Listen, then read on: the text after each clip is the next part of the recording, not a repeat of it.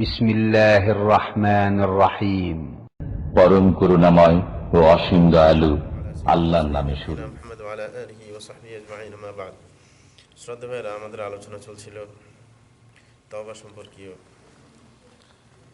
সেখানে অনেকগুলো হাদিস চলে গেছে। আজকে যে হাদিসটা আসছে প্রসিদ্ধ হাদিস, সেটা অনেকে জানেন। ব্যাপারটা সেটা হচ্ছে যে এক ব্যক্তি বনি ইসরায়েলদের মধ্যে থেকে সে 99টা মানুষকে খুন করেছে।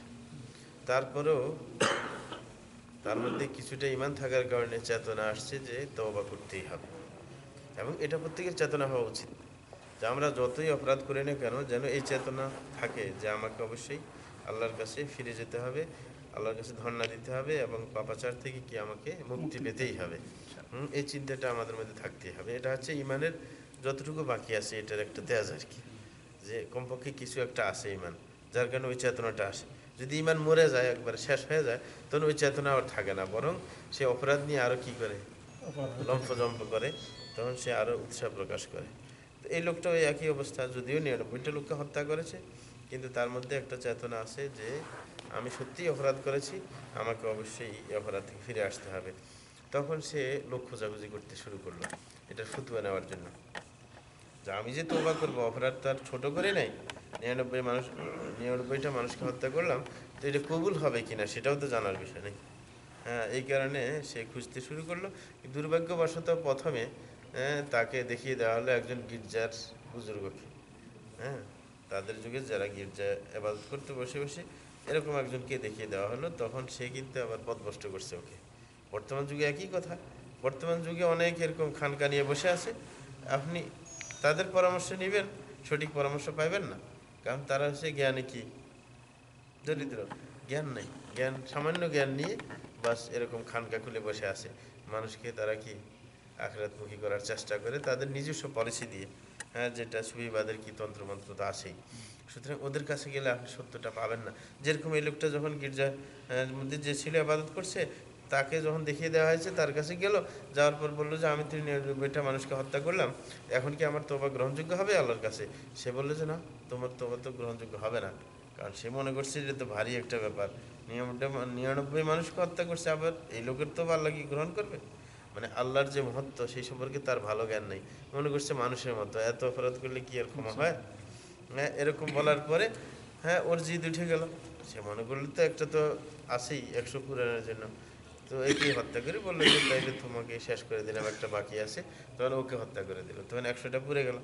কারণ তার চিন্তা ছিল যে যখন ক্ষমাই হবে না, তাইলে আর হ্যাঁ একে রাখিলাম, এবং তারও শাস্তি হয়ে গেল উল্টা ফতুয়ার জন্য। হ্যাঁ, যেরকম ওর জিদ মিটলো, এরও শাস্তি হয়ে গেল। তাইলে আপনার এই যে অবস্থা, মানে উল্টা ফতুয়া দেওয়ার অবস্থা, পরিণতি খারাপ হইতে পারে, লাঞ্ছিত হইতে পারে মানুষের কাছে একটা। আরেকটা হয়েছে আপনার ওই লোকের জিদ বাড়তেও পারে। যখন আমি আমারটা কবুলে হচ্ছে না, তখন আমি আর এই অপরাধ থেকে ফিরে আসবো কেন? ঠিক না? তারপরে ভাগ্য ভালো, তারপরেও চিন্তা আসছে, ওই যে বললাম যে ঈমান ছিল তার মধ্যে, যার কারণে তার এখনো মানে জিদ আসলেও ওই লোকটা হত্যা করার পরও আবার চিন্তা ফিরে আসলো আবার, যে না আমি যাই করলাম, ও উল্টা ফুতুয়া দিল, যাই করলাম আমার আরও ভালো করে জানা দরকার যে আসলে কি আমার তওবা কবুল হবে। এটা প্রত্যেকের দরকার। একজনে যদি ভুল ফতুয়া একজন আলেম দেয়, বলবেন যে আলেমরা ভালো না। অনেকের এরকম খারাপ অভ্যাস আছে। যখন দেখা যায় এই আলেম একটা বলে, আরেক আলেম আরেকটা বলে একই মাসালার ব্যাপারে, তখন বলে যে আলেমদের কাছেই যাওয়ার দরকার নেই, যে আমি ঘরে বসে থাকি। হ্যাঁ, আলেমরা ফাসাদ করে, মাসলা একজনে একরকম দেয়। না না, এরকম জিদ হইলে হবে না। হ্যাঁ, এটা সঠিক না। কারণ আপনার প্রয়োজনে আপনার টাকা দেয়। আপনি যদি এক ডাক্তার একরকম আপনাকে ওষুধ বাতাই দিল, আরেক ডাক্তার আরেকটা বাতাই দিল, আপনি কি রাগ করে ঘরে বসে থাকেন? না, আপনি আরও যোগ্য লোক খোঁজেন, যে না এগুলো মনে হয় ভালো না, এগুলো ডিগ্রি টিগ্রি ঠিক নেই, এগুলো মনে হয় হাতুড়ে ডাক্তার, এই কারণে ভালো ডাক্তার খোঁজেন, অন্য ডাক্তারের পরামর্শ নেন যে ভালো কোন ডাক্তার আছে। এটা হচ্ছে আসল। এই লোকটাও জিদ করলো, পরে চিন্তা করলো না হয়তো বা আমি কি আমাকে মিসগাইড করা হয়েছে, সুতরাং আমাকে অবশ্যই তোবা করতে হবে। এই কারণে সে ভালো আলেমের খোঁজ নিচ্ছিল। আর এইবার আল্লাহ ভাগ্য ভালো, হ্যাঁ তার ভাগ্য ভালো হইলো, আল্লাহ তাকে সঠিক পথ দেখাইলেন। লোকেরা ওই ভালো আলেমের সন্ধান দিয়ে দিল যে অমুকের কাছে যাও, হ্যাঁ সে ভালো আলেম, সে তোমাকে ফতোয়া দিতে পারবে। তখন ওই লোকটার কাছে গেল, আলেমের কাছে যাওয়ার পর সে বললো যে না, অসম্ভব, তোমার তোবা কবুল হবে না কেন? কে বাধার সৃষ্টি করলো? হ্যাঁ, তুমি আল্লাহর কাছে তোবা করলে আল্লাহ কবুল করবে। অসম্ভব কিছু না। তখন তার খুশি আসলো, সে বললো ঠিক আছে, কিন্তু একটা শর্ত দিয়ে দিল, সেটা আমাদের গুরুত্বপূর্ণভাবে খেয়াল করা দরকার। সে বলল যে যে আপনার তোমার যে তোবা করবে, কিন্তু ওই আগের জায়গায় চলে গেলে আবার কিন্তু তোবা ঠিক থাকবে না। এটা আমাদের সবারই সমস্যা। যারা আমরা তোবা করতেছি, এই পরামর্শ না মানার কারণে অনেকে তোবা টিকে রাখতে পারে না। একজনের ধূমপান থেকে তোবা করে, কিন্তু ধূমপানের সাথে চলে, তখন তার ধূমপান আবারই ধূমপানের পথে ফিরে আসে সে। হ্যাঁ, সে কখনো কি ওটা থেকে তোবা করতে পারে না। হ্যাঁ, একজনে আপনার গীবত করার অভ্যাস, তোবা করছে গীবত করবে না, কিন্তু যারা গীবত করে এদের সাথেই চলে, ঠিক না? তাহলে হলো কি? না, যেটা অপরাধ করছেন যাদেরকে নিয়ে ওদের সাথে আর থাকা যাবে না, কারণ ওরা তো আপনাকে পিস্টান দিবে, আপনাকে তো অপরাধের দিকে আবার টেনে নিয়ে যাবে, ঠিক না? যেই অপরাধী আপনি করুন না কেন, ওই সাথীগুলোকে পরিবর্তন করতে হবে। আপনাকে ভালো সাথী, যার মধ্যে এই অপরাধটা নাই, এরকম সাথী গ্রহণ করতে হবে, যারা অপরাধ মুক্ত ভালো মানুষ সমাজের মধ্যে যারা আছে। আপনি তো আর ফেরেশতা পাইবেন না, অথবা সাহাবায়ে কেরাম পাইবেন না। আপনার এলাকার মধ্যে যথাসাধ্য ভালো চলার চেষ্টা করে, এইগুলোকে আপনাকে বাছিয়ে নিতে হবে, ঠিক না? আপনি সেই যুগের কথা যে না এগুলোর মধ্যে গিল্টি আছে আমাদের দেশে আলেমের মধ্যে, না না, গিল্টির মধ্যে যাচাই করতে হবে, কারণ যুগ তো অনেক দূরে চলে আসছে, সুতরাং মানুষের মধ্যে গিল্টি ঢুকবেই। রাসূল আকরাম সাল্লাল্লাহু আলাইহি ওয়াসাল্লামের যুগ আর এখন কতশো বছর শেষ হয়ে গেল, সুতরাং পিউরিটি তো আর থাকবে না।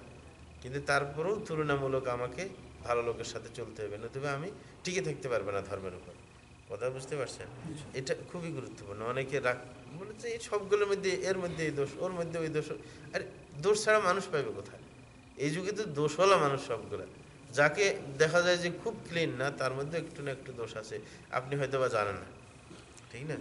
এই কারণে ইবনে আব্বাস রাদিয়াল্লাহু তাআলা আনহু বলতেন, যখন অনেকে ওনার প্রশংসা করতেন যে এই সেই, উনি বলতো যে হ্যাঁ, যে আমার ভিতরে যে দোষগুলো আছে, যদি তোমরা জানতে তাইলে আমাকে এতটুকু সম্মান দিতে না। হ্যাঁ, কিন্তু আল্লাহর ইচ্ছা, আল্লাহ আমার কল্যাণ করছেন যেগুলো কাউকে কি জানান নাই, ঠিক না? সুতরাং দোষ প্রত্যেকের মধ্যে একটু আধটু থাকবেই। আর যখন যুগের সবাই দোষী, তখন অন্যজনে কি একটু দোষ করবেই। এই কারণে দেখবেন কিয়ামত আসার আগে মানুষের মানে ইসলামী শিক্ষার এত অবনতি ঘটবে যে তখন মুসলমানদের রূপ এমন থাকবে যে তাদেরকে জিজ্ঞাসা করলে তারা নামাজ কি, রোজা কি, হজ কি, জাকাত কি কিছুই জানবে না, কিছুই জানবে না, অথচ তারা মুসলমান। তারা এতটুকু বলবে যে আমাদের বাপদাদা মুসলমান ছিল, আমরা জানি যে তারা একটা কালিমা পড়তো, সেটা লা ইলাহা ইল্লাল্লাহ, এটাই জানে, আর কিছু না। অথচ এইগুলো জান্নাতি, সেই যুগের এরাই জান্নাতে যাবে, ঠিক না? এরাই জান্নাতে যাবে। সুতরাং যুগ হিসেবে মানুষের পরিবর্তন আসবেই, ঠিক না? আগের যুগের ফকিরের এই যুগের ফকির কি এক নাকি? এই যুগের ফকির অনেক টাকা থাকলেও ফকির থেকে যায়, কারণ ওর পদবার যায় না। আরব দেশে এরকম নাই যে গাড়ি হাঁকায় যায় ফকিরি করে। হ্যাঁ, সুতরাং আপনার যুগে যুগের পরিবর্তন আসবে, আপনি ওই যুগের সাথে মিলিয়ে চলবে না। ওই একজন নিজের স্ত্রীকে বলে, হ্যাঁ, ওই যে সাহাবাদের স্ত্রীদের কথা বলতেছে আর কি, রাসূলের স্ত্রীদের কথা, এরা এমন ছিল, এরা এমন ছিল, হ্যাঁ, এরা এমন ছিল, হ্যাঁ, ঠিক না? এরকম বলতেছে। তখন এই স্ত্রীও চালাক আছে, বলতেছে এই তুমি আমাকে বলো যে সাহাবাদের স্ত্রীর মতো হওয়ার জন্য, কিন্তু তুমি তো সাহাবাদের মতো হইতে পারলে না, ঠিক না? এখন আমি আরেকজনকে চাইবো যে সাহাবার মতো হয়ে যাক, তা আমি কেন হচ্ছি না? আমার স্ত্রী সাহাবী মহিলার মতো হবে, তা আমি তো সাহাবী পুরুষের মতো হইলাম না। তাইলে আমি ওকে সাহাবীর মতো চাইলে কাজ হবে। আমি চাই যে আমার রাষ্ট্রপতি ওমরের মতো হয়ে যাক, যে আমার দেশের ক্ষমতা চালাইতেছে সে হযরত ওমরের মতো হয়ে যাক, হযরত ওমর বিন আব্দুল আজিজের মতো হয়ে যাক, হযরত ওমর বিন খাত্তাবের মতো হয়ে যাক। আরে আমি তো সেই যুগের মানুষের মতো হইলাম না, ঠিক না? কথা না বুঝতে পারে? হ্যাঁ, তো আমি কেন এরকম অযথা আশা করব না? আমাকে যুগ হিসেবে আমার যুগে যারা ভালো মানুষ, সমাজের মধ্যে যারা ধর্ম প্রচারের হ্যাঁ সব সাথে সম্পৃক্ত, যারা একমাত্র আল্লাহর সন্তুষ্টি কামনা করে, সকাল সন্ধ্যা আল্লাহর জিকির করে, হ্যাঁ, আল্লাহ সন্তুষ্টি যাদের টার্গেট, এদের সাথে আমাকে চলতে হবে। কিন্তু আমার ইসলামের উপর আমার টিকে থাকা সম্ভব হবে না। আমি যদি খুদ খুঁজতে যাই তাহলে তো কিছুই পাওয়া যাবে না। এই কারণে অবশ্যই নিজের আকীদা, বিশ্বাস, আমল ঠিকানোর জন্য ভালো মানুষের সাথে চলতে হবে, এটা হচ্ছে আসল কথা। এই কারণে উনি বললেন যে ঠিক আছে, তুমি তো তওবা করলে, কিন্তু তোমার এলাকায় তার থাকা যাবে না, কারণ ওটা তো অপরাধের জায়গা। কারণ তুমি তো ওইখানে একটা গ্যাং তৈরি করলে, একটা গ্রুপ তৈরি করে অপরাধ করছিলে, সুতরাং ওদের কাছে ফিরে যাইলে তোমার তওবা আর কার্যকরী হবে না। ওরা আবার তোমাকে আগের কাজে নিয়ে যাবে, বলবে যে তুমি সুবিচার সাজলে এই সেই, তখন কতবার ও করবে, থাক তাইলে আর এদের সাথেই চলি নাকি? এই কারণে বলে যে তোমার এলাকা থেকে তুমি বাইরাও, বাইরে ওই সামনে আরেকটা এলাকা দেখাই দিল যে ওইখানে যাও, ওইখানে মানুষগুলো ভালো আছে, ওদের সাথে থাকবে। তো ওদের সাথে থাকলে তোমার তোবা টিকে রাখা সম্ভব। তখন তোমার তোবা কি টিকে থাকবে এবং তুমি সত্যের উপর থাকতে পারবে। কারণ ভালো মানুষের থাকলে আপনি খারাপ কাজের সুযোগ পাবেন না। একজন মানুষ ধূমপাই, ঠিক আছে, এখন একজন আলেমের সাথে চলাফেরা করে, এখন সে ধূমপান করার সুযোগ পাবে? সবসময় যদি ওর সাথে চলে তো কখন ওর সামনে তো আর ধূমপান করতে পারবে না, ঠিক না? তখন বাধ্য হয়ে আস্তে আস্তে ছাড়তে হবে। যদি কোনো সময় ফাঁকি দিয়ে কয় বাথরুমের কথা বলে দুই একটা মানে একদিনে ধরাইতে পারে, কিন্তু ওই সুযোগ কোনোদিন নাও হইতে পারে, ঠিক না? তো এই কারণে ভালো মানুষের সাথে চলতে চলতে তখন দেখে খারাপ আস্তে আস্তে বলতে থাকবে। এটা হচ্ছে নিয়ম। কিন্তু আল্লাহর ইচ্ছা, তা সে তো ওই দিকে রওনা করছে ওই আলেমের পরামর্শ অনুযায়ী, কিন্তু এর তো মৃত্যুর সময় ঘনাই গেছে। আর মৃত্যু তো আর দেরি করে না। যে অবস্থায় থাকবে টাইম হলে কিন্তু ওই অবস্থায় তাকে কি লব্বাইক বলতেই হবে, বাধ্য, তাকে যাইতে হবে। এখানে আগ পিছ করার কোনো সুযোগ নেই।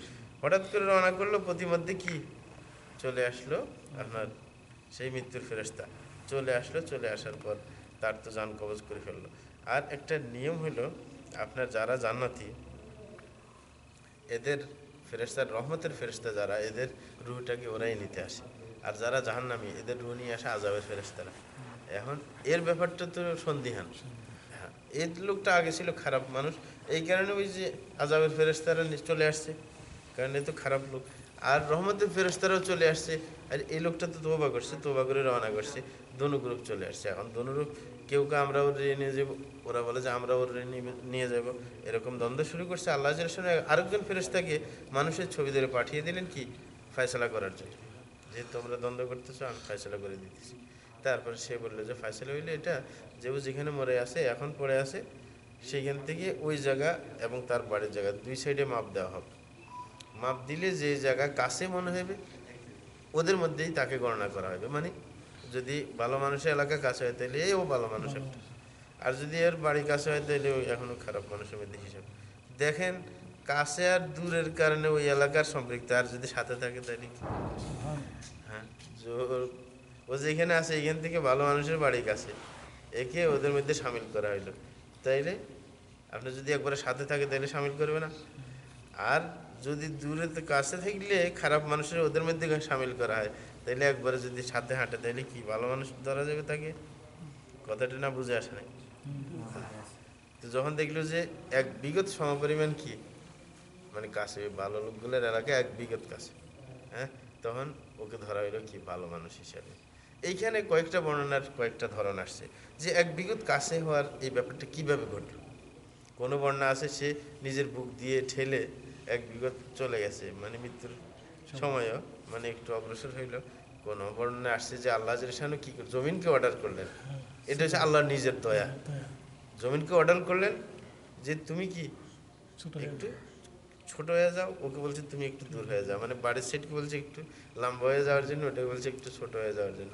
অল্প এক বিগত পর্যন্ত কি ওটা কমে গেছে, এটা বাড়ে গেছে, তখন কি ওটার মধ্যে তাকে সামিল করা হইলো। এটা আল্লাহর বিরাট রহমত। তাই অগ্রসর হইলে আল্লাহ সহযোগিতা করবে, আল্লাহর দয়া অগ্রসর হবে, ঠিক না?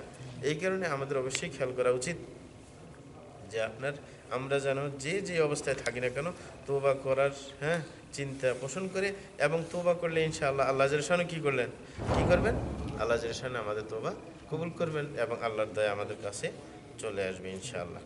আরেকটা হাদিস খুব লম্বা হাদিস, সেখানের মধ্যে আপনার একজন বিশিষ্ট সাহাবী কাব ইবনে মালিক, তার আপনার তওবার কথা এখানে বলা হয়েছে। এখানে অনেকগুলা বিষয় শিক্ষণীয়, সেটা আমাদের জানা দরকার। সেটা হইতেছে যে ওনার ছেলে বলছেন আব্দুল্লাহ ইবনে কাব, যে আমার বাপ থেকে আমি এরকম শুনছিলাম ওনার যে তাবুক যুদ্ধে যে উনি যাননি, এই না যাওয়ার ঘটনাটা বাপ থেকে শুনলাম। তাবুক যুদ্ধ একটা গুরুত্বপূর্ণ যুদ্ধ ছিল। যেই যুদ্ধটা ঘটছিল আপনার যখন মানুষের তখন গরম মদিনার মধ্যে, তখন খেজুর পাকার সময়, তখন মানুষের মৌসুম যেটাকে বলা হয়। কোনো মৌসুমে কেউ কি সরে? যে কোনো ব্যবসায়ী তার মৌসুমের সময় কারোর সাথে হাটে ঘুরে বেড়ায় নাকি সে মৌসুমটা ধরার চেষ্টা করে? কারণ ওদের মৌসুম। এই কারণে অনেকে সেই সময়ের মধ্যে কি মুনাফিক যারা, এরা ওই মৌসুমটা ছাড়তে চায় না, এরা পিছনে থাই গেছে। কিন্তু এই তিনজন কিন্তু একটু অলস মার্কা ছিল। এরা যে একবারে মুনাফিকদের মতো তা না, মুনাফিকই ছিল তা না, কিন্তু এদের মধ্যে একটু অলসতা ছিল, কারণ ওই যে সময় আছে, দুই একদিন যদি আমি থাকতে পারি, হ্যাঁ, তারপর দৌড়ে যাই ওদের সাথে লাগবে না, হ্যাঁ, এরকম একটা চেতনা। এটা কিন্তু খারাপ। আল্লাহ বলছেন সাবিকু ইলাল খায়রাত, কল্যাণ কাজের দিকে কি দ্রুত অগ্রসর হও, দ্রুত অগ্রসর হও। আল্লাহ বলছেন ফাফিরু ইলাল্লাহ, দৌড়ে যাও আল্লাহর দিকে। এইখানে কোনো আস্তে আস্তে যাওয়ার জন্য বলেনি, ঠিক না? আপনি ভালো কাজের মধ্যে খুব দ্রুত যাবেন, যখন বলেন আজকে কালকে আজকে কালকে এরকম বললে তো আপনি পারবেন না, পরে শয়তান এসে বাধা দেবে। এই কারণে ওই একদিন এক শাইখ ওয়াজ করতেছিল, সৌদি আরবের এক শাইখ আর কি, এরকম জমিয়া খাইরিয়াতে টাকা দিলে তাহফিজুল কোরআনের মধ্যে যায় সংস্থা আছে, এটা জানান, প্রত্যেক মসজিদে তাহফিজুল কোরআনের হালাকা থাকে, যেমন এইখানে 2 হালাকা আছে। তো এরকম যে আপনার হালাকাগুলোর মধ্যে টাকা উঠে আলেমরা ওয়াজ করে করে। তো একদিন এক আলেম ওয়াজ করতেছিল, আরেকজন দৌড় দিয়ে আসি ওর হাতে টাকা ধরাই দিল। হ্যাঁ, তো বললো এত দ্রুত আসলে? বলছে না, আসছে ভালোই এসে। হ্যাঁ, অনেক কারণ আছে। ওই কারণ কি? কই যে একবার আমি এক জায়গায় এরকম এক আলেম ওয়াজ করতেছিল তাহফিজুল কোরআনের কি জন্য, ওই যে গোশের জন্য। তো আমি সাথে সাথে দেই নেই, মনে করছি একটু বেশি অঙ্কে দিবেও ঘরে গিয়ে। হ্যাঁ, কয়ে ঘরে গিয়ে একবারে 2500 রিয়াল দেব, 2500 রিয়াল দেবো, ঠিক না? এটা বলে মানে ওই সাথে সাথে দেই নেই, দেরি করছি। কিন্তু নিয়ম হয়েছে আপনি কোথাও কেউ বললে সাথে যা আছে তা দেন, পরে দেওয়ার ইচ্ছে পরে দিবেন, পরেরটা পরে, সাথে যা আছে ওটা আগে দেন। পরে যদি মনে করেন যে এটা দিয়ে তো এই কাজটা হইবে না, কাজটা বড়, তাহলে পরে আরও যোগায় টোগায় ওর কাছে আবার আনেন, যে আবার এটা নেন। ওই সময় তো আমার কাছে পকেটে কম টাকা ছিল, ঠিক না? কিন্তু ও দেরি করছে, ও মনে করে বেশি করে দেবে, কিন্তু শয়তান তো বসে আছে যে এরে পাওয়া গেছে, এরা ধোকা দেওয়া যাবে। যখন এক নামাজের টাইম চলে গেল না, এত ওয়াজ শুনছে এক নামাজের পরে, আরেক নামাজের টাইমে নামাজ পড়তেছে, শয়তান কয়ে যে 2500 রিয়াল দিবি কি? এদের কি এত ঘাটতি পড়ছে টাকা? তো 500 রিয়াল আরো কম দিলে কেমন হয়? তো কয়ে যে ঠিক করলাম যে ঠিক আছে 2000 দিব। পরে আরেক নামাজ যখন আসছে, শয়তানে বলে যে 2000 দিবি, কিন্তু 1500 দিলে তো হয়। আচ্ছা ঠিক আছে 1500 দিলাম না। কয়ে যে পরের নামাজ আসছে, কয়ে যে 1500 দিবি কি, আরো 500 কমাই দে। পরে আচ্ছা ঠিক আছে 1000 দিবেন। হ্যাঁ, কারণ এখন তো উজুরের সামনে দিয়ে চলে আসছে। পরের নামাজ যখন আসছে, নামাজে শয়তান আসে, কয় তুই 1000 দিবি কে, 500 দে। পরের নামাজ আসছে, খুব 500 দেওয়ার দরকার নেই, এরা অন্যখান থেকে পাইবে, টাকা পাইবে, ঠিক আছে। পরে টাকাই দেওয়া হইলো না, কয় যে আজকে আর দেরি করলাম না। এই যে শয়তান বসে আছে কিন্তু আমার জন্য, এই আবার আমার পিছনের দিকে নিয়ে যাবে, ঠিক না? এটা হচ্ছে আসল কথা। কল্যাণের দিকে খুব দ্রুত, যে কোনো কাজ খেয়াল আসছে, মাথায় আসছে, আমি অমুক মসজিদে 2টা টাকা দেবো, এখনই এখনই দৌড় দৌড় দিয়ে দিয়ে, বা কারোর হাতে উঠে দেন, ভাই তুমি একটু দিয়ে দিও, পকেটে রাখবেন না যে আমি আগামী সপ্তাহে যাই দিব না, এখনই এখনই এখনই আরেকজনকে হাওয়ালা করেন, বা ফোন করে দেন যে আমার টাকাটা অমুকের দিয়ে দাও। না, শয়তান বসে আছে, শয়তান এই পিস্টান দিবে, এটা হচ্ছে সমস্যা কখন। তো এই যে আপনার উনি কি করছে, উনি কিন্তু মুনাফিক ছিলেন না, কাবের মালিক মুনাফিক ছিলেন না, বিশিষ্ট সাহাবী ছিলেন। হ্যাঁ, কিন্তু ওনার সমস্যা হলো কি, উনি বলেন যে একটু রেডি হোক আস্তে আস্তে। হ্যাঁ, আমি তো সব রেডি করে রাখছি। আর বলছে 2টা বাহন ছিল তার, আগে কিন্তু 2টা বাহন ছিল না, এবং তার গায়ের শক্তি ভালো, সব কিছু ঠিকঠাক আছে। এই কারণে সে মনে করছে না আমি পরে বাইরে হবো, পরে বাইরে হবো। শেষ পর্যন্ত দেখা গেছে সবাই রেডি হয়ে বাইরে গেছে, তারপরেও বলে যে না এরা তো আস্তে আস্তে যাবে, আমার তো বাহন শক্তিশালী আছে, দৌড় দিয়ে চলে যাবে। এরকম করতে করতে আর যাওয়াই হলো না। এই যে মানে আপনার শয়তানে ধোঁকা দিয়ে দিল, ঠিক না? অথচ লোকটা কিন্তু মুনাফিক ছিল না, কিন্তু এখন লাইনে তো পড়ে গেছে, ওদের সাথেই এখন ঘুরতে হয় এলাকার মধ্যে। কারণ মুনাফিক কতগুলো 80টা আছে না, এগুলোর সাথেও দেখা হয়। কারণ মার্কেটে উঠলে এগুলো আছে, এরা 3জন আছে, উনি একা না, আরও 2জন সাথে আছে, এর দেখা সাক্ষাৎ হয়, এইভাবে চলতেছে। পরে চিন্তা করলো যে এখন তো আর যাই পাইবে না, ওরা তো অনেক দূরে সরে গেছে। যখন এই খেয়াল করছে আর যাওয়া হইলো না, শেষ পর্যন্ত এইভাবে এলাকায় আসে। হ্যাঁ, এখান থেকে আপনার, হ্যাঁ, এই কথা খেয়াল করতে হবে যে কোনো কল্যাণ কাজে কি দেরি করা যাবে না, এটা একটা শিক্ষণীয় এখান থেকে। আরেকটা হইতেছে এই হজরত কাবির মালিক, তিনি কি করছেন, যখন পিছনে থাকে গেলেন, উনি এখানে একটা কথা বললেন যে আমি যে তাবুক যুদ্ধে যে যাই নাই, এটা যে এখনো যাই নাই তা না, আরও এক জায়গায়ও আমি যাই নাই, মানে বদর যুদ্ধেও আমি কি পিছনে ছিলাম, যাই নাই। কিন্তু উনি বললেন যে বদর যুদ্ধের ব্যাপারটা এত ডেঞ্জারাস না, কারণ ওইটা পরিকল্পিত যুদ্ধ না, অপরিকল্পিতভাবে হয়ে গেছে। কারণ মক্কার, হ্যাঁ, একটা দলকে, ব্যবসায়ী দলকে রাসূল আকরাম সাল্লাল্লাহু আলাইহি ওয়াসাল্লাম অ্যাটাক করার জন্য চাচ্ছিলেন, কিন্তু ওরা হাতছাড়া হয়ে আল্লাহ জাল্লাহু ওই যে যারা মক্কা থেকে আসছে ওদের সহযোগিতার জন্য, ওই বাহিনীর সাথে যুদ্ধ হয়ে গেল অপরিকল্পিতভাবে। সুতরাং এটার জন্য রসুলও কি করে নাই, কাউকে তিরস্কার করে নাই যে কেউ আসতে পারছে না বা পারে নাই, এই কারণে বলে যে ওটা নিয়ে আমার মাথা ব্যথা নেই। কিন্তু তিনি বলছেন বাইয়াত আকাবার মধ্যে আমি ছিলাম, কিন্তু আমি বদরের যুদ্ধের চাইতে ওটাকে কম করে দেখতে চাই না, বরং এটা গুরুত্বপূর্ণ বেশি। মদিনায় আসার আগে রসুল ইসলাম যে দুইটা বায়াত করছিলেন, এই বায়াত আকাবার সদস্য উনিও একজন, হজরত কাব বিন মালিক, উনি ওটাকে গুরুত্ব দিলেন। যাই হোক, শেষ পর্যন্ত আপনার উনি আরেকটা ব্যাপার বললেন যে রসুল আকরম সাল্লাল্লাহু আলাইহি ওয়াসাল্লামের নিয়ম ছিল যে যখন তিনি যুদ্ধ করতে যাইতেন কোনো দিকে আর সঠিক পরিষ্কারভাবে বলতেন না, এটা ওনার নিয়ম ছিল। কারণ হচ্ছে এটা পলিসি, কিন্তু আপনি শত্রুর সাথে কাফেরের সাথে সব কিছু বলতে নাই। এই যে অনেকে আছে বর্তমান যুগে বলে দেয় তোর মাথা কেটে ফেলবো, আরে ও তো টের হয়ে গেছে, কী করবেন আপনি, তখন দিয়ে সতর্ক। আপনি যদি কিছু করারই থাকেন বলবেন কেন? হ্যাঁ, অনেক আছে বর্তমানে জঙ্গিবাদী যারা আছে বলে যে অমুকের নাম লিস্টে ফোন দিয়ে দেয় তো মারি ফেলবে, তো এই বেচারা কি আপনি মারার জায়গা বসে দেখবে নাকি জায়গা ছাড়বে? হ্যাঁ, তো মারলে তো জায়গা মতো পাইয়ে মারি ফেলবে। কিন্তু যারা এই ফাঁকাগুলি ছাড়ে এরা কিন্তু মারে না, এরা মানে নিজের ইমেজ তৈরি করে, মানে একটা যে পত্রপত্রিকা উঠে যাবে অমুকের অমুকে হুমকি দিছে নাকি। হ্যাঁ, তো এটা আপনি শত্রুর ব্যাপারে যদি কোনো কিছু ব্যবস্থা নেন তাহলে আপনি আস্তে আস্তে নিতে হবে যেন কেউ টের না পায়। রসুল আকরম সাহেব এরকম যুদ্ধ কোনো দিকে গেলে ওই দিকে ইশারা করতেন না, এমনি বলতেন আমরা যুদ্ধে যাব। একদিকে। কিন্তু এই গজওয়ায়ে তাবুক যেটা, এটা কিন্তু কঠিন সময়। এই সময়ের মধ্যে কিন্তু যদি ইশারা ইঙ্গিতে বলে তাইলে শেষে মানুষ কমে যাবে, কারণ এইখানে তো মানুষ এখন কঠিন মৌসুম, মানুষ পিছনে সরার সম্ভাবনা আছে। তাইলে ওই কারণ জায়গা আপনার প্রস্তুতির ব্যাপার, তাবুক যুদ্ধে এই কারণে যারা প্রস্তুতি নেয় দূরেও, এবং সময়টা হয়েছে মৌসুম হয়েছে কি ফসলের মৌসুম, সুতরাং এইখানে আর তিনি রাগ ডাক করলেন না, পরিষ্কার বলে দিলেন যে আমরা তাবুকের যুদ্ধে যাব, এবং ওইটার জন্য চাঁদা কালেকশনের ব্যবস্থা করছেন সবাই থেকে, ঠিক না, কে কত দিতে পারে এটার জন্য আপনি উনি পুরো বাহিনী গঠন করলেন, যেটার থেকে অনেকে ধর্মীয় কাজে চাঁদা কালেকশন করা যায় বলেন যে তাবুকের ঘটনায়, কারণ এটার জন্য তিনি প্রস্তুতি গ্রহণ করছেন। সাহাবায়ে কেরাম প্রত্যেকের বলছেন যে যে যা পারে যেন নিয়ে আসে, সাহাবায়ে কেরাম এরকম নিয়ে আসলেন। হজরত ওসমান বিশাল একটা অঙ্ক দিয়ে দিলেন, হ্যাঁ, আপনার বাহন টাহন সব টাকা পয়সা দিয়ে দিলেন, আর ওনাকে জান্নাতের সংবাদ দিয়ে দিলেন, ঠিক না। তো এরকমভাবে প্রস্তুতি নিলেন, সবাই এরকম যথাসাধ্য রসুল আকরম সাল্লাল্লাহু আলাইহি ওয়াসাল্লামের ডাকে সাড়া দিলেন। এবং ওইখানে বলা হয়েছে যে যে সংখ্যা এত বেশি হয়েছিল যে আপনার বইয়ে লেখে শেষ করা যাবে না, কারণ তখনকার যুগে লেখাজোখার এত উন্নতি ছিল না। এখন কি তখন তো সামান্য অল্পজন, এখানে লেখে বলে যে খাতা কলমে ধরবে না এত মানুষ, কিন্তু এখন তো আমরা কি খাতা কলমে কোটি কোটি মানুষ হিসেব করে ফেলে নাকি। হ্যাঁ, তো সেই যুগের কথা আর কি। কারণ সেই যুগে 1000 ছিল অনেক টাকা নাকি। হ্যাঁ, এখন তো 1 লাখ কোনো টাকা না। যাই হোক, এইভাবে আপনার সাহাবায়ে কেরাম ওই যুগে প্রস্তুতি নিয়ে, কিন্তু সবাই চলে গেলেন, উনি কি পিছনে থাকে গেলেন। এখন হচ্ছে উনি পিছনে থাকে থেকে এবার চিন্তা করতেছিলেন, আর আল্লাহ পরীক্ষার সম্মুখীন করছে ওনাকে। উনি পিছনে থেকে গেলেন, ঘুরতেছেন, আবার ফোন দিয়ে হাঁটতেছেন যে রসুল আসলে কীভাবে কথাটা, আরে কথা বানাইতে হবে না।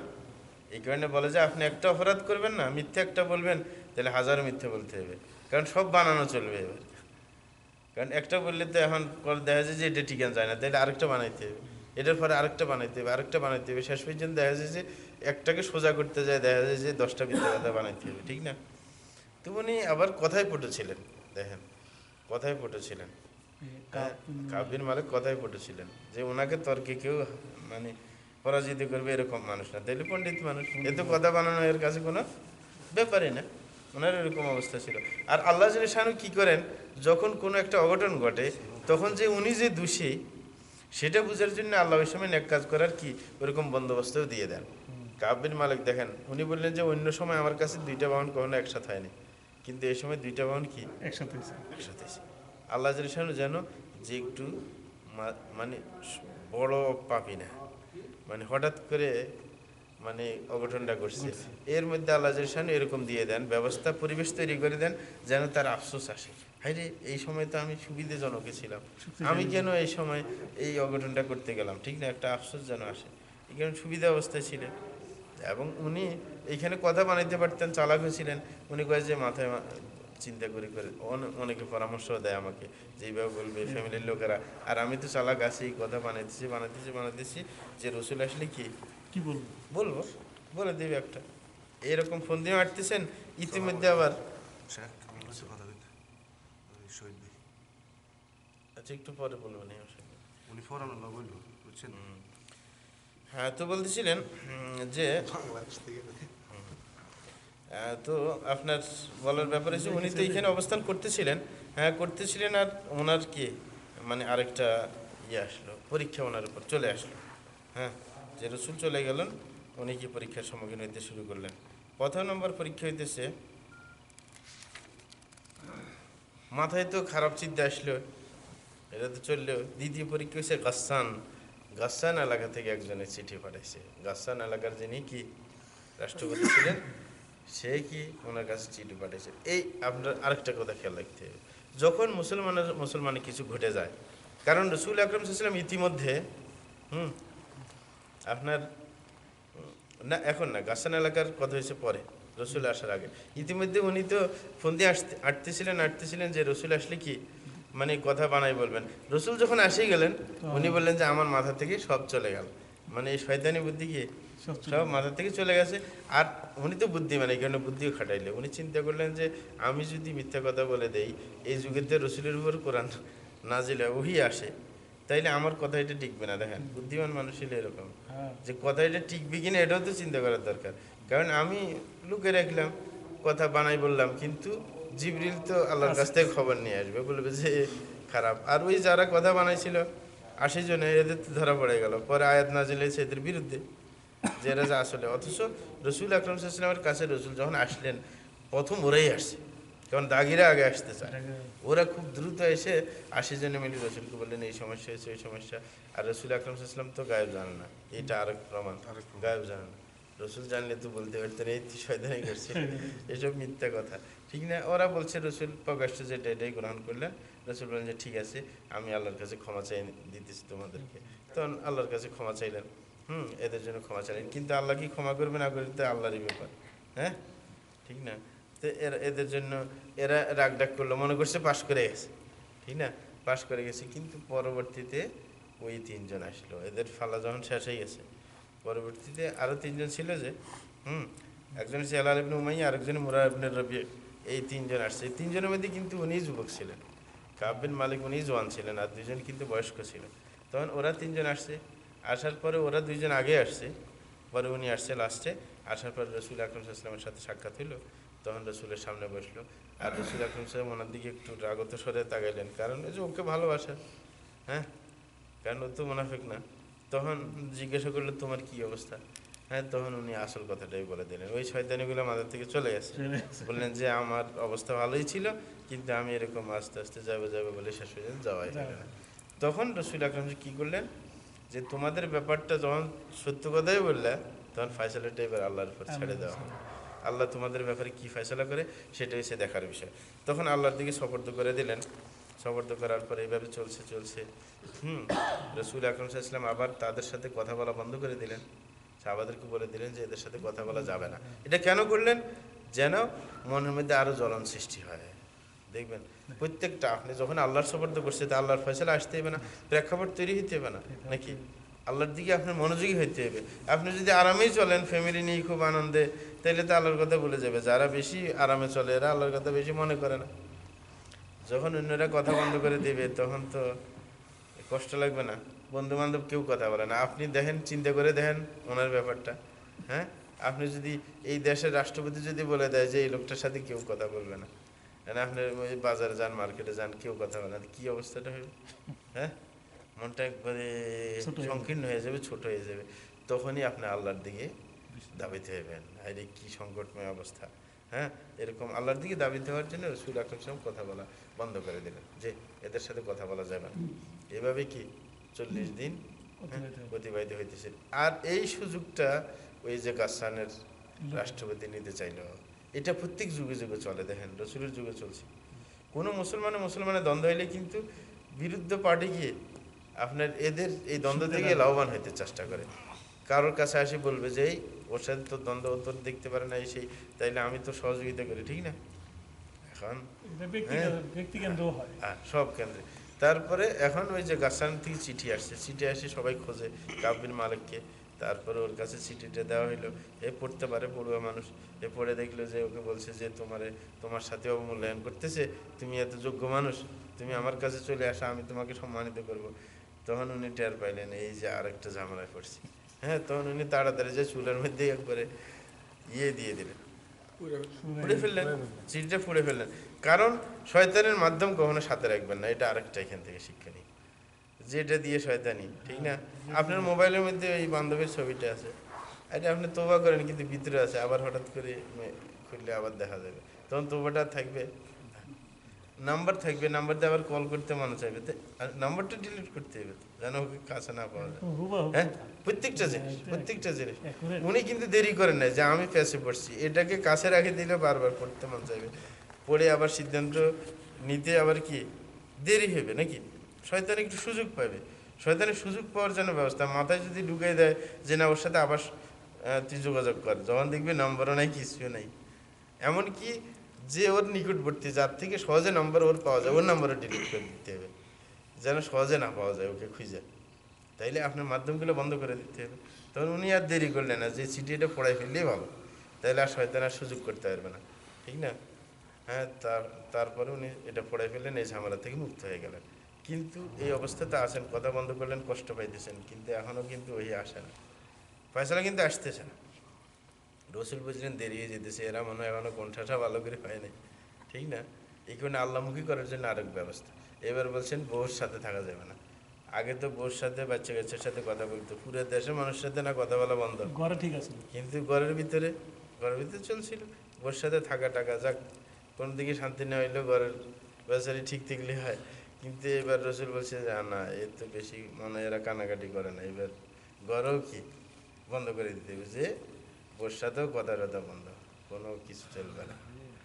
অর্ডার যখন চলে আসছে, হেলাল ইবনে উমাইয়ার স্ত্রী, উনি দেখলেন যে ওই বেচারা তো বয়স্ক মানুষ, এ তো যেদিন খবর শুনছে, হ্যাঁ ঠিক না, যে আল্লাহ ফয়সালা করবে, ওই দিন থেকে তো কান্নায় লেগে গেছে, আর ওই বেচারার দিকে তাকায় না। তো আসি বললো রসুলের কাছে যে বেচারা তো বুড়া মানুষ, খেদমত করার কেউ নাই, তা আমি একটু ওর খেদমত করবো আর কি। হ্যাঁ, তখন রসুল বললেন আচ্ছা ঠিক আছে, খেদমত করো। হ্যাঁ, তো এরকম অনুমতি দিয়ে দিলেন, দুইজনে বয়স্ক ছিল, তোর এরকম অনুমতি নিয়ে নিছে। এখন দেখেন বাকি আছে কাব বিন মালিক। কেউ যদি কোনো সুবিধা পাওয়া যায়, আপনি আগে বুঝতে হবে যে আমার আর কোয়ালিটি আর তার কোয়ালিটি ঠিক কিনা। অনেকে এক কোম্পানিতে যখন কোম্পানি কাউকে সুযোগ দেয়, এই ও যায় দ্বন্দ্ব করতে কোম্পানির সাথে, আরে অনেক সময় এটা হিতে বিপরীত হয়ে যায়, ও রাগ করে তোর কোয়ালিটি আর ওর কোয়ালিটি এক, তখন বলে যে খুরুজে লাগাই দেবে, বেশি উল্টা বুঝো। হ্যাঁ, ঝগড়া করতে যায় যে ওর বেতন বাড়ছে আমার বাড় নাকি, আরে তোর কোয়ালিটি ওর কোয়ালিটি এক হইতে হবে। তো প্রথমে চিন্তা করতে হবে, রসুল যখন ওদেরকে বলছে ঠিক আছে ওদের বউ থাকুক কাছে, হ্যাঁ খেদমত করো, হ্যাঁ, এখন ও কাব বিন মালিক এত বুদ্ধিহীন মানুষ না, তাকেও বলা হয়েছে যে তুমিও যাও রসুলের কাছে যাই অনুমতি নিয়ে আসো যে আমার বউ আমার একটু খেদমত করো। উনি মনে করছেন না আমার কোয়ালিটি এক না, এগুলো বুড়া মানুষ, ঠিক না? সুতরাং ওদের প্রয়োজন আছে, আমি তো জোয়ান মানুষ, আমার কি প্রয়োজন? সুতরাং আমি গেলেও রসুল নাও করে দিতে পারে। আর বুদ্ধিমানের মানুষ হচ্ছে কি, না করার চান্স দেখলে না যাওয়াই ভালো, নিজের সম্মানটি কেন ভালো। উনি আর কি করলেন না, গেলেন না, মনে করলেন যা না আমার দরকার না। যখন দেখলেন আর জোয়ান মানুষও ঘরে যদি বউ থাকে কোনো সময় অ্যাক্সিডেন্ট করে, ঠিক না, এখানে বউকে বললেন তুমি বাবার বাড়ি যাও, এটাই ভালো, যতদিন পর্যন্ত ফায়সালা না আসবে তখন পর্যন্ত ওইখানে থাকো। তারপরে যখন 50 দিন হয়ে গেল, এইবারেও কান্নাকাটি আরও জোরে শুরু হয়েছে, ঠিক না, কারণ এবার ঘরেও জায়গা নেই, ঠিক না, ঘরেও সুবিধা করতে পারে না। এটা হচ্ছে আসল কথা। আপনার পরিস্থিতি এমন হইতে হবে যে কঠিনভাবে অন্তর থেকে যেন আল্লাহর দিকে কথা যায়, অন্তরের ভিতর থেকে। অনেক সময় আপনি দোয়া করেন মনোযোগ নাই, কঠিনভাবে মনোযোগ সৃষ্টি দেবে, তখনই আল্লাহ কবুল করবেন। হজরত হাজরা আলাইহিস সালাম, তিনি হজরত ইসমাইলকে কাবার সামনে রেখে পানি অনুসন্ধান করার জন্য সাফা পাহাড়ের উপর মারওয়া পাহাড়ের উপর এই দৌড়াদৌড়ি করতেছেন। 7বার দৌড়ার পরে আগে তো নিজের সাধ্য মনে করছেন যে লোক খুঁজে পাইব, পানি দেখা যাবে, মানে নিজের সাধ্য মতো চেষ্টা করছেন। 7বার জন মহিলা মানুষ না, যে পুরুষ সেও কষ্ট পায় 7 চক্কর দিলে, মহিলা মানুষে দৌড়ে দেয়। আর ওই যেখানে এই মানে আপনার নিচু জায়গা ছিল, রঙিন লাইটের মাঝখানে, এটা তো নিচু ছিল, তো উনি এখান দিয়ে আসলে আরো দৌড় দিতেন, কারণ হযরত ইসমাইলকে দেখা যাইত না, ছোট বাচ্চা রাখে আসছে, এতে দৌড় দিতেন। তো এরকম দৌড়াদৌড়ি করে পরে 7বার করার পরে এবার কয় যে আল্লাহ আমার আর শক্তি নেই, আর কাজ এবার তুমি ছাড়া আর কেউ নেই।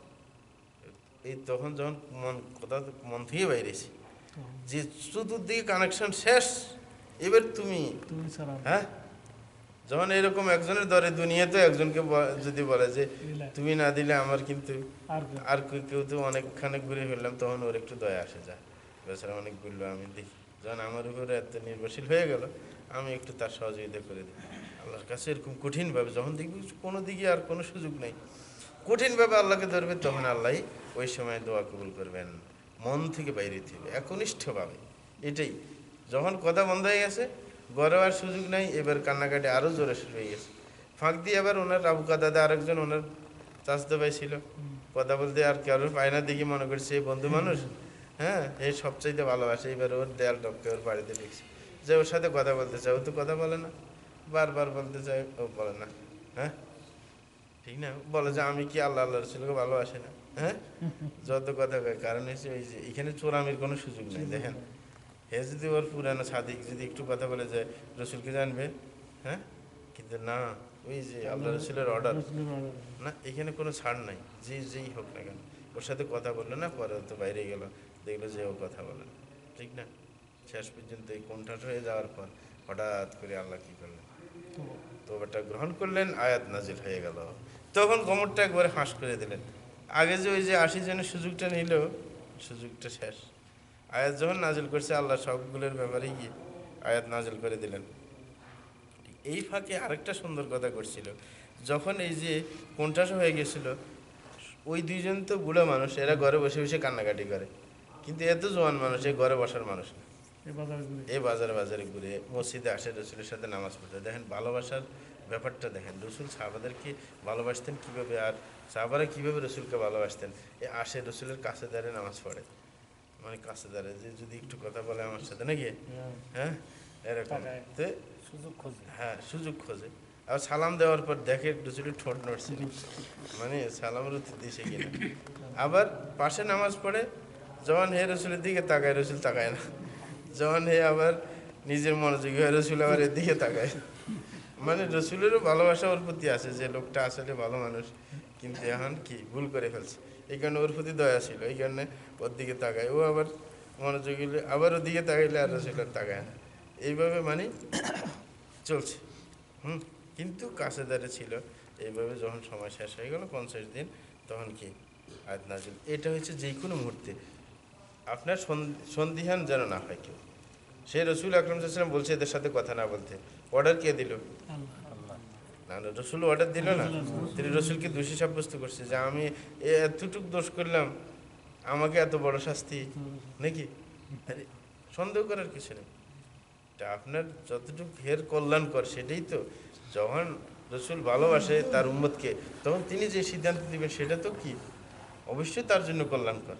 সন্দেহ করলে হবে না যে না এরকম অনেকে আছে বর্তমান যুগে ধর্মীয় বিধান ব্যাপারে কি সন্দেহ করে যে এটা আমাদের বিপরীত হইল, যে এরকম বিধান করবে কেন। জানো আমার দেশে যে তাসলিমা নাসরিন কথা উঠাইল না পর্দা নীতির উপর, যেটা আটকে রাখার কথা, সেই হ্যাঁ মহিলাদেরকে অধীন করার চিন্তা, হ্যাঁ পুরুষতান্ত্রিক সমাজ এরকম মহিলাদেরকে অধীন করে রাখার এটা ফিকির, ঠিক না। যুগ যুগ থেকে এই অভ্যুত্থান করার চেষ্টা করে ধর্মের উপর, কিন্তু লাভ নাই করো। আল্লাহ রসুলের যেই সমস্ত কি সিদ্ধান্ত, সেগুলোর মধ্যে কল্যাণ অবশ্যই নেই, তো সেটার মধ্যে কল্যাণ আছে চিন্তা করে আমাদেরকে অগ্রসর হইতে হবে। উনি রাগ করেন নাই রসুলের উপর, অথচ উনি অফার পাইছেন, আরেকজন উনি নিয়ে যেতে চাইছিলেন, কিন্তু উনি সুযোগটা গ্রহণ করলেন না। হ্যাঁ উনি ওইভাবে ছিলেন শেষ পর্যন্ত। যাই হোক আল্লাহর পক্ষ থেকেই কি আপনার আয়াত নাজিল হয়ে গেল যে এবং সবার গোমর ফাঁস করে দিল। এইখানে তিনি আবার তওবা করার মধ্যে আরেকটা চিন্তা করলেন যে আমি আমার সব সম্পদ কী করে দেবো, সৎকা করে দেবো। মানে ওই যে যখন কথাটা তো বন্ধ হয়ে গেছে, তখন অনেকে মানত করে না আমাদের দেশে বিপদে পড়লে, তো উনি মনে করছেন আমার সব সম্পদ কি দিয়ে দিবে। রসুল কেছেন না, তোমার কাছে রাখো কিছু সম্পদ, সব একবারে দেয় না। ওই যে ঝোঁকে যেন কিছু না করা হয়, এটা চিন্তা করা লাগে। অনেকে আছে নিজের বাপে ঝোঁকে সৎকা করে দিল সম্পদ, পরে ছেলেদের কি বাঘ বাটোরা ঠিক মতো হয় না, ছেলেরা পরে মসজিদে আর দিতে চায় না। 5 ডিসিম দিয়ে গেছে বাপে, ছেলেরা আর দিতে চায় না, কারণ ওই বছরে ঝোঁকে দিয়ে গেছে। ঠিক না, বুঝে শুনে দিলে আর হইতো না। আর যেটা দিবে এটা রেজিস্ট্রি করে দিবে তাড়াতাড়ি, যেন ছেলেরা আর কি উল্টাইতে না পারে নাকি। হ্যাঁ ওই মুখে মুখে দিছে, পরে ওই যে শয়তান সুযোগ পায় ওদেরকে উল্টে ফেলে। যাই হোক, এইভাবে ওনাদের শেষ পর্যন্ত তওবা কবুল করা হয়। আয়াত নাজিল হওয়ার পর ওনাকে সুসংবাদ, আরব দেশের নিয়ম অনুযায়ী সুসংবাদ দিতে হয়। এটা কিন্তু আপনি আরেকজনের খুশিতে খুশিই দেবে, এটা মুসলমানদের নীতি। রসুল যখন আয়াত বলে দিল এতে তওবা গ্রহণযোগ্য হয়েছে, তখন এইবার খবর দেওয়ার জন্য একজনে কি ঘোড়া নিয়ে ছুটছে, কিন্তু আরেকজনে চালাক বেশি, এতে যে ওর বাড়িতে খবর দিবে একবার পাহাড়ে ছুটে উঠে গেছে, মানে ওর ঘোড়া না, এ উঠে চিৎকার দিয়ে বলে দিছে, ওই বেচারা আসতে আসতে ওর আওয়াজ পৌঁছে গেছে। কারণ ওই বেচারা সাদে ছিল, হযরত কাব সাদে ছিল, খবর পাইছে আর ও আসছে আর ওরে দুইটা কি কাপড় খুলে দিল। কারণ আরব দেশে নিয়ম এসে যে কোনো সুসংবাদ দিবে ওর জামা, গায়ের জামা কাপড় খুলে দিতে হয়, এটা আগের যুগের নিয়ম আর কি। উনি বলছেন যে আমার ওই দুই কাপড় ছাড়া আর কিছু ছিল না, পরে দাঁড় করেই কাপড় নিয়েছে, কিন্তু ওকে খুলে দিয়ে দিছি। আরেকটা জিনিস, এ যখন এটা খবর পাওয়ার পর চলে গেল রসুলের কাছে, প্রথম হযরত তালহা উনি প্রথম মুহাজিরদের মধ্যে থেকে কি করলেন, উঠে ওনার সাথে মোসাফা করলেন, ধন্যবাদ দিলেন। মুহাজিরদের মধ্যে দেখেন কঠিন সময়ের মধ্যে প্রত্যেকে সুযোগ নেওয়া দরকার। উনি বলে যে জীবনে আমি ভুলি নাই ওর ব্যাপারটা। আপনাদের একজন মানুষ যখন হাসপাতালে থাকে আপনি যাই দেখা করার চেষ্টা করেন, কারণ ওই সময় কম মানুষের সাক্ষাৎ করে, আপনার কথা মনে থাকবে আজীবন যে এই বছরে আমার উপকার করছিল এই কঠিন সময়ের মধ্যে। আরে আপনি মুসলমানদের কঠিন সময়ের সুযোগ নেন, এবছর আজীবন আপনার জন্য দোয়া করবে। যে কোনো সময় মনে আসে আপনার জন্য দোয়া এমনি বাইরেবে, যে কঠিন সময়ের মধ্যে কেউ আমার খবর নিল না, এই লোকটা খবর নিল। আপনি কোনো মুসলমানের বিপদের সময় সুযোগ নেওয়ার চেষ্টা করেন, হ্যাঁ, যে তার একটু উপকার করে দিই। এই কারণে ফুজাইল ইবনে ইয়াদ রাহিমাহুল্লাহ ওনার কাছে যখন কেউ আসতেন কোনো কিছু চাওয়ার জন্য, যে আমাকে এত টাকা দেন এতগুলা, উনি খুব ওর ধন্যবাদ দিতেন, ওই যে আল্লাহর রহমত, মানে খুশি হতেন যে তুমি যখন তোমার প্রয়োজন হয়েছে তখন তো তুমি চোখ ঘুরেছিলে পুরো সমাজের দিকে, যে কার কাছে চাইবে, কার কাছে বলবে, কার কাছে বলবে, অনেক ধন্যবাদ, তোমার চোখ যে আমার দিকে পড়ছে। হ্যাঁ, কিন্তু এখন আমাদের যুগে কইবে যে আমারই নি দেখি, আর এলাকার মধ্যে ধনী সব মরে গেছে নাকি। হ্যাঁ, কিন্তু উনি কি বলতেন যে না, তুমি চোখ ঘুরাইলে অনেক দিকেই, কিন্তু আল্লাহর ইচ্ছে হয়েছে, তোমারও অনেক ধন্যবাদ যে আমার দিকে চোখ পড়ছে, তুমি আমার কাছেই আসছো ব্যাপারটা বলার জন্য। তাইলে আমরা কেউ বিপদে পড়লে যখন ওই বেচারা আমার কাছে আসবে, ধন্যবাদ দেওয়ার দরকার যে আমার দিকে তোমার চোখ পড়ছে, আমি সাধ্য মতো, আমাকে যে ওর পুরো সমস্যার সমাধান করে দিতে আমার সাধ্য না থাকলে তা তো না, কিন্তু যখন ও আসছে আপনাকে সমস্যা দেখাইলো, সাধ্য মতো আপনাকে কী করতে হবে, তার সমাধান করার চেষ্টা করতে হবে, কারণ এটা কিন্তু আজীবন মনে থাকে। তো এই সুযোগটা আমাদের অবশ্যই নিতে হবে। যাই হোক, এখান থেকে আরও অনেকগুলো শিক্ষণীয় ব্যাপার ছিল, আমাকে সংকেত দেওয়া হয়েছে যে শেষ করে দেওয়ার জন্য। তো এইখানেই আমরা আজকের জন্য এখানে শেষ করে দিচ্ছি। ওয়া সাল্লাল্লাহু আলা নবিয়িনা মুহাম্মদ ওয়া আলা আলিহি ওয়া সাহবিহি আজমাইন।